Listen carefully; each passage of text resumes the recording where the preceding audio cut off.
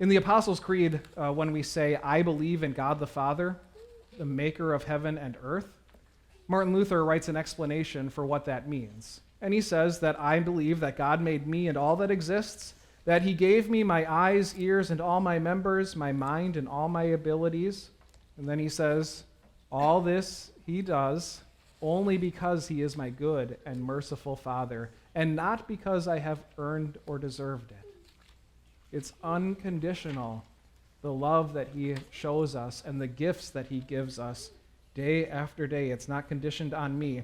And it's purely out of his love and grace that he hasn't stricken me from his gift list many years ago. It's unconditional love, and therefore it is unconditional giving.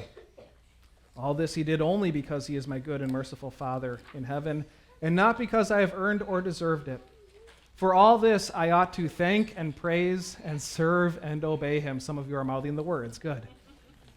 This is most certainly true. And you might say, see, there's the condition that you have to serve and obey him in order for him to bless you. No, that's the response. That's the response from being given such a wonderful gift. That I was bound for hell and it was all my fault, and yet God loved me enough to spare me from that, and so he gave his one and only Son to bring me eternal life. How could I not say thank you? How does a gift like that not change my heart and change my life and change the way that I serve and honor and obey him?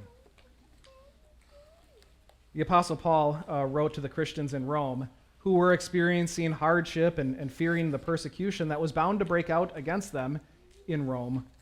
And Paul encouraged them by saying, he who did not spare his own Son, but gave him up for us all, how will he not also, along with him, graciously give us all things? In other words, if God is willing to give up his Son for you, he's more than willing to give you his good gifts day after day, providing you with exactly what you need. All unconditional.